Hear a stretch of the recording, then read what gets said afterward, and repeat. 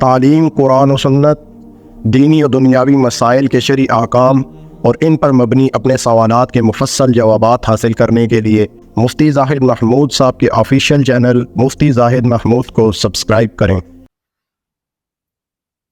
بسم اللہ الرحمن الرحیم، نحمدہ ونصلی ونسلم علی رسولہ الکریم، اما بعد،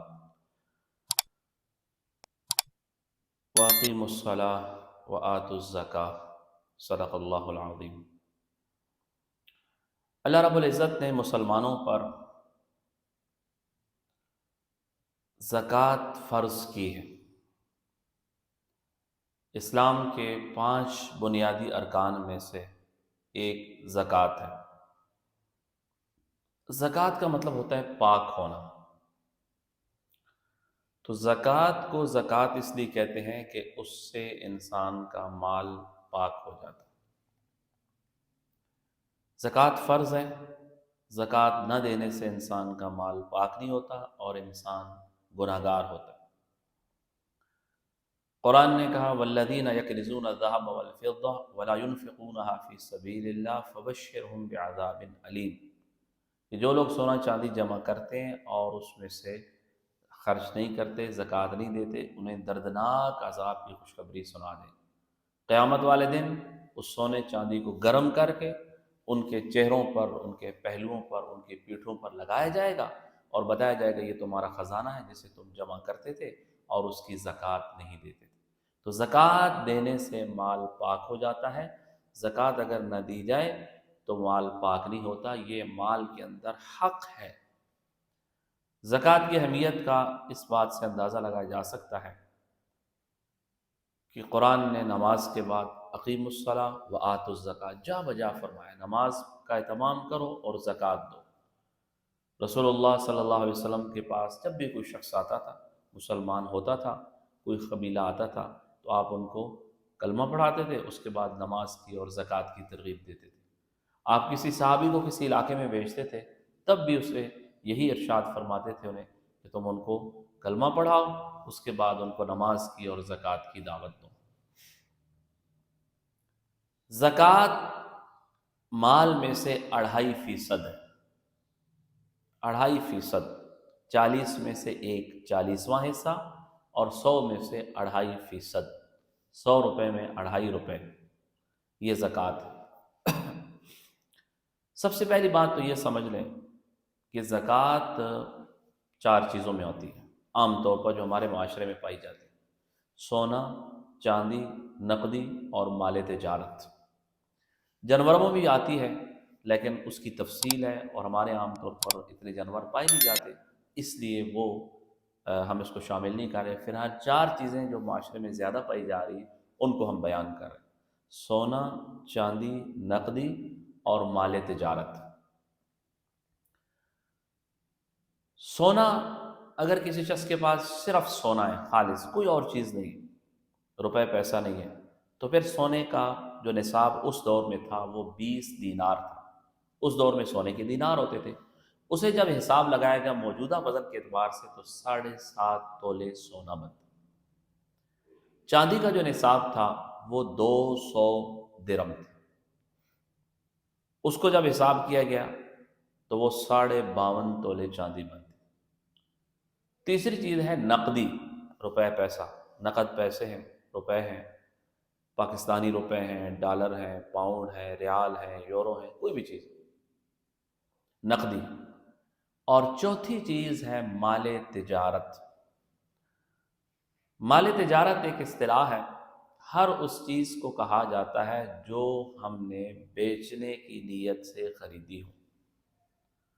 مال تجارت ہر وہ چیز جو ہم نے بیچنے کی نیت سے خریدی ہو اور بیچنے کی نیت اس پر برقرار ہو، یہ مال تجارت ہے۔ پہلی چیز ہے سونا۔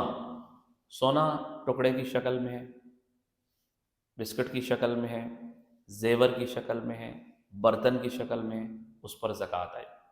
چاندی پر آئے گی، کسی بھی شکل میں۔ نقد پیسہ ہے، کوئی بھی ہے، پاکستانی روپے ہیں، غیر ملکی کرنسی ہے، گھر میں ہے، بینک میں ہے، بچوں کی شادی کے لیے رکھا ہوا ہے، بچیوں کی شادی کے لیے رکھا ہوا ہے، حج کے لیے رکھا ہوا ہے، کسی بھی مقصد کے لیے رکھا ہوا، اس سے فرق نہیں پڑتا۔ مکان بنانے کے لیے رقم ہو۔ مال تجارت کا مطلب ہے کہ بیچنے کے لیے کوئی چیز لیا اور بیچنے کی نیت برقرار ہے۔ دکانوں کے اندر جتنا سامان ہے وہ مال تجارت ہے۔ ایک شخص نے دکان ڈالی اور دکان کے اندر سامان ہے، تو جتنا سامان ہے وہ مال تجارت ہے بیچنے کی۔ ایک پلاٹ لیا ہے، اس لیے لیا ہے کہ کسی موقع پر انسان بیچ لے گا، وہ مال تجارت ہے۔ گاڑی لی ہے، اس نیت سے لی ہے کہ کل اس کو بیچ دیں گے، کچھ دنوں بعد بیچ دیں گے، اور وہ نیت برقرار بھی ہے، تو یہ مال تجارت ہے۔ اگر نیت برقرار نہیں ہے تو مال تجارت ختم ہو جاتا۔ مثلا آپ نے پلاٹ لیا، نیت یہ تھی کہ بیچنا ہے، بعد میں نیت یہ ہوگی کہ چلو نہیں بیچتے، تو وہ مال تجارت ختم ہو گئی۔ اب دوبارہ جب نیت تبدیل ہو جائے گا پھر بیچنا ہے، تو ابھی مال تجارت نہیں بنے گا جب تک بیچیں گے نہیں۔ اسی طرح پلاٹ لیا تھا مکان بنانے کی نیت سے، یا اس نیت سے تھا کہ اس پر مکان بنائیں گے یا دکانیں بنائیں گے اور بنا کر کرائے پر لگائیں گے، تو وہ بھی مال تجارت نہیں ہے۔ مال تجارت ہے بیچنے کی نیت سے لیا، کسی اور نیت سے لیا، پھر بعد میں بیچنے کی نیت بن بھی گئی، تو جب تک بیچیں گے نہیں مال تجارت نہیں بنے گا۔ یہ مسئلہ سمجھنے کا ہے۔ اگر مال تجارت بیچنے کی نیت سے لیا تو مال تجارت بن گیا، نیت ختم ہوگی تو مال تجارت ختم ہوگی۔ لیکن بیچنے کی نیت سے نہیں تھا تو مال تجارت نہیں ہے۔ اب نیت تبدیل ہو گئی تو صرف نیت کی تبدیلی سے وہ مال تجارت نہیں بنے گا جب تک کہ اسے بیچیں گے نہیں۔ تو سونا چاندی نقدی مال تجارت، سونے کا نصاب تو 7.5 تولہ ہے، چاندی کا 52.5 تولہ ہے۔ اب نقدی کا یا مال تجارت کا یا 3-4 چیزیں مل جائیں پھر نصاب کیا ہوگا؟ تو دور رسالت میں تو سونا اور چاندی کا ریٹ 52.5 تولے چاندی اور 7.5 تولے سونے کا ایک جیسا تھا۔ اب بہت فرق آ گیا ہے، سونا بہت اوپر چلا گیا، چاندی بہت نیچے آ گئی۔ تو اب جب دو چیزیں جمع ہوگی نا، تو ہمارے ہاں پھر احتیاطاً اس پر فتویٰ دیا جاتا ہے۔ اس میں احتیاط ہے کہ جس بھی نصاب کو پہنچ جائے تو اس پر اس کو زکوٰۃ دے۔ مثلا کسی انسان کے پاس سونا ہے 1 تولہ سونا، اس کے ساتھ 150 روپے بھی، یا کچھ چاندی ہے یا کچھ مال تجارت ہے، ایک آدھ چیز بھی ہے، جب دو چیزیں مل جائیں تو پھر کسی بھی نصاب کو پہنچ جائے تو اس پر زکوٰۃ آتی ہے۔ اور وہ سب سے کم نصاب چاندی کا ہے، وہ روزانہ تبدیل ہوتا رہتا ہے۔ 52.5 تولے چاندی کا آپ حساب لگا لیں، 1.5 لاکھ کے آس پاس بنتا ہے، کبھی اوپر نیچے آتی جاتی رہتی ہے چاندی، تھوڑا بہت فرق کے ساتھ۔ اب اس کا طریقہ یہ ہے، ہمارے ہاں لوگ عام طور پر سمجھتے ہیں یہ رمضان میں زکوٰۃ دو، کچھ رجب میں دیتے ہیں، کچھ شعبان میں دیتے ہیں، وہ سمجھتے ہیں شاید یہ زکوٰۃ کا خاص سال ہے، خاص مہینہ ہے۔ ایسا نہیں۔ زکوٰۃ کا اصول یہ ہے کہ جس تاریخ کو آپ صاحب نصاب بنے ہیں، مثلا آج ربیع الثانی کی جمادی الاولیٰ کی بالفرض 10 تاریخ، آج جمادی الاولیٰ کی 10 تاریخ بالفرض، آج میرے پاس 2 لاکھ روپے آ گیا، یا میں نے سونا خرید لیا، یا میں نے دکان ڈال دی، یا کہیں سے میرے پاس کوئی رقم آ گئی، میں اس سے پہلے نہیں تھی، آج میں صاحب نصاب بن گیا 10 جمادی الاولیٰ کو۔ اگلے سال 10 جمادی الاولیٰ کو میرے پاس جتنا بھی سامان ہوگا اس پر، جو نقدی ہوگی، سونا ہوگا، چاندی ہوگی، مال تجارت ہوگا، اس پر میں زکوٰۃ دوں گا۔ درمیان میں مال آ گیا، چلا گیا، کم ہو گیا، زیادہ ہو گیا، کوئی فرق نہیں پڑتا، بشرطے کہ درمیان میں بالکل میرے اثاثے زیرو ہو جائیں، بالکل ختم ہو جائے، یا میرے قرضے جو ہیں وہ میرے اثاثوں سے بڑھ جائیں، پھر وہ ایک الگ صورت ہے۔ تو آج 10 جمادی الاولیٰ کو میرے پاس 2 لاکھ روپے آ گئے، اب اس کے بعد درمیان میں کبھی 3 لاکھ آئے، 5 لاکھ آئے، 10 لاکھ تک پہنچ گئے، 20 لاکھ تک پہنچ گئے۔ اگلے سال 10 جمادی الاولیٰ کو میرے پاس 50 لاکھ روپے ہیں بالفرض، چاہے 2 دن پہلے آئے ہیں، 1 دن پہلے آئے ہیں، تو میں ان 50 لاکھ کی زکوٰۃ دوں گا۔ یہ مسئلہ اس میں ہم غلطی کرتے ہیں، ہم یہ سمجھتے ہیں کہ شاید پورے مال پر سال گزرنا ضروری ہے، پورے مال پر سال گزرنا ضروری نہیں ہے۔ جب آپ صاحب نصاب بن گئے، سال کے دوران آپ کے پاس پیسے اوپر نیچے جاتے رہے، بشرطے کہ بالکل ختم نہیں ہو۔ اگر بالکل ختم ہو گئے درمیان میں تو سال ختم۔ اب دوبارہ جب میں صاحب نصاب بنوں گا، پھر نئے سرے سے میرا سال پھر شروع ہوگا۔ اس میں یہ بات یاد رکھنی ہے کہ اس میں قمری سال کا اعتبار ہے، شمسی سال کا اعتبار نہیں ہے، جنوری، فروری، دسمبر اس کا اعتبار نہیں ہے، رمضان، شعبان، شوال، ذی القعدہ کا اعتبار ہے۔ تو جو تاریخ آپ صاحب نصاب بنے، خواتین عام طور پر ان کو زیور وغیرہ دیا جاتا ہے شادی کے موقع پر، تو شادی کے موقع پر جو زیور ان کو دیا گیا، کوئی اور چیز دی گئی، وہ صاحب نصاب بنی اگر پہلے سے نہیں تھی، تو اس تاریخ کو یاد رکھیں۔ اگلے سال وہ تاریخ جب آئے گی اسلامی تاریخ، تو اس تاریخ کو وہ حساب کریں گی زکوٰۃ کا، اتنا نصاب، اتنی زکوٰۃ بنتی ہے، پھر بعد میں دے دیں جیسا بھی چاہے، لیکن حساب اس دن کریں۔ بالفرض ایک اور مثال سمجھیں، میں نے آج دکان ڈالی، آج بالفرض ہے جی 20 رجب ہے، تو اگلے سال 20 رجب کو میرے اوپر زکوٰۃ آئے گی۔ اگلے سال 20 رجب کو میری دکان میں جتنا بھی اثاثے ہوں گے ان کی میں قیمت لگاؤں گا کہ یہ میرے پاس یہ مثلاً 25 لاکھ کے سامان ہے، اس 25 لاکھ میں نے لوگوں کو قرض کتنا دینا ہے، واپس کتنے کرنے ہیں، کمپنیوں کو پیسے کتنے دینے ہیں۔ اگر 5 لاکھ میں نے ادھار ہے، میں نے دینا ہے واپس، وہ 20 سے نکال دوں گا جو بل میں نے ادا کرنے، تو 20 لاکھ رہ گئے۔ اب میں نے لوگوں سے کتنے لینے ہیں وہ بیچ میں ایڈ کر دوں گا، میں نے 10 لاکھ لوگوں سے لینا ہے وہ بیچ میں ایڈ کر دوں گا، 30 لاکھ ہو جائے گا، اس کا 2.5% میرے اوپر زکوٰۃ آئے۔ درمیان میں جو آپ نے بیچ لیا، خرید لیا، کھا لیا، پی لیا، خرچ کر دیا، اس کا کوئی اعتبار نہیں۔ یہ بہت آسان سا فارمولہ ہے۔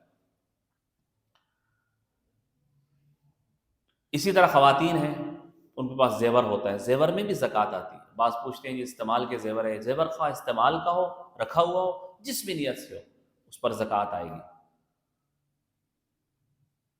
تو زکوٰۃ دینی چاہیے۔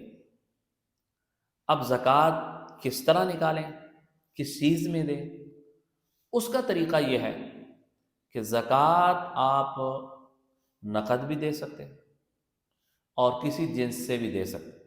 مثلا آپ کے پاس دکان ہے تو آپ دکان میں سے سامان بھی کسی کو زکوٰۃ میں دے سکتے ہیں، کپڑے دے دیں، جوتے دے دیں، کریانہ کا سامان کسی کو دے دیں، وہ بھی دے سکتے ہیں، نقد پیسے بھی دے سکتے ہیں،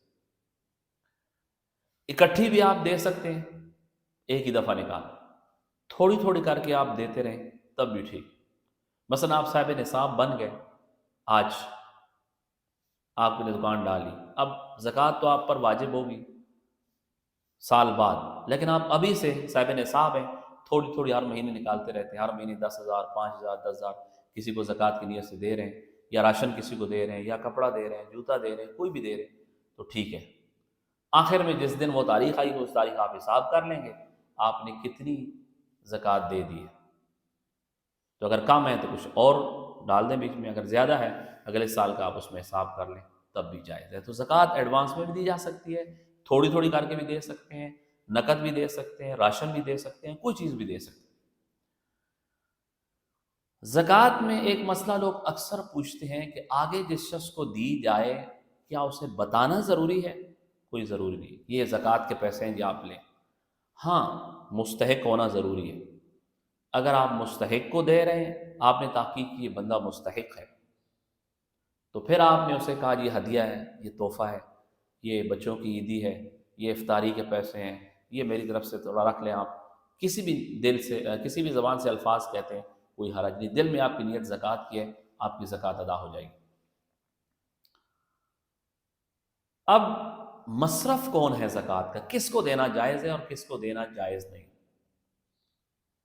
تو سب سے پہلے تو یہ بات سمجھ لیں کہ زکوٰۃ مالدار آدمی کو دینا جائز ہے۔ مالدار کس کو کہتے ہیں؟ جو خود صاحب نصاب ہو، جس کے پاس سونا، چاندی، نقدی، مال تجارت، چار چیزیں وہی، یہ ساری ملا کر 52.5 تولے چاندی کے برابر نہ ہو۔ اس میں پانچویں چیز ایک اور بھی ایڈ ہو جائے گی، ضرورت سے زائد سامان۔ اگر کسی کے پاس سونا، چاندی، نقدی، مال تجارت یا ضرورت سے زائد سامان وہ بھی جمع ہو، یہ پانچ چیزیں ملا کر یہ 52.5 تولے چاندی کے برابر بنتے ہیں، تو وہ بندہ خود صاحب نصاب ہے، اس پر قربانی واجب ہے، اس پر صدقۃ الفطر واجب ہے، یہ زکوٰۃ لے نہیں سکتا، اسے زکوٰۃ دے نہیں سکتا۔ تو زکوٰۃ واجب ہونے کے لیے تو چار چیزیں، سونا، چاندی، نقدی، مال تجارت، لیکن مستحق زکوٰۃ میں پانچویں چیز بھی آتی ہے کہ ضرورت سے زائد سامان بھی اس کے پاس نہ ہو، اگرچہ وہ صحیح ہو، کمائی کرتا ہو۔ یہ نہیں ہے کہ وہ اپاہج ہو، بیمار ہو، کمزور ہو، تب بھی دے سکتے۔ صاحب نصاب نہیں ہے، اسے آپ زکوٰۃ دے سکتے۔ عام طور پر مرد حضرات متوسط طبقے کے وہ صاحب نصاب نہیں ہوتے، نہ سونا ہوتا ہے، نہ چاندی ہوتی ہے، تنخواہ 20-25-30 ہزار ہے، وہ خرچ ہو جاتی ہے، ان کے پاس کوئی زائد اثاثے موجود نہیں ہوتے، تو ان کو زکوٰۃ کہ وہ مستحق ہوتے ہیں۔ البتہ خواتین کے پاس عام طور پر زیور ہوتا ہے، اب زیور تھوڑا سا بھی ہو، بہت مہنگا ہے، ان کو زکوٰۃ نہیں دی جا سکتی۔ اسی طرح کوئی بیوہ خاتون ہے لیکن وہ صاحب نصاب ہے تو اسے زکوٰۃ آپ نہیں دے سکتے۔ تو زکوٰۃ مالدار کو یا صاحب نصاب کو آپ نہیں دے سکتے۔ بنو ہاشم کو، سادات کو زکوٰۃ نہیں دے سکتے، جو سید ہیں یا بنو ہاشم ہیں، عباسی ہیں اور سادات ہیں اور سیدنا علی رضی اللہ تعالیٰ عنہ کی اولاد سے ہیں، یا حضرت عقیل کی اولاد سے ہیں، حضرت عباس کی اولاد سے ہیں، تو یہ جو بنو ہاشم ہیں انہیں زکوٰۃ نہیں دی جا سکتی۔ یہ مال کا میل کچیل ہے، آقا علیہ السلام نے فرمایا کہ میری آل کے لیے، میرے خاندان والوں کے لیے حلال نہیں ہے۔ ان کی نفلی صدقات کے ساتھ، ہدیوں کے ساتھ، تحفے کے ساتھ سادات کی مدد کرنی چاہیے۔ اسی طرح غیر مسلم کو زکوٰۃ نہیں دے سکتے، زکوٰۃ مسلمانوں کو دیں گے۔ نفلی صدقات وہ غیر مسلموں کو دیے جا سکتے ہیں، زکوٰۃ غیر مسلموں کو نہیں دی جا سکتی، مسلمانوں کو دیں گے۔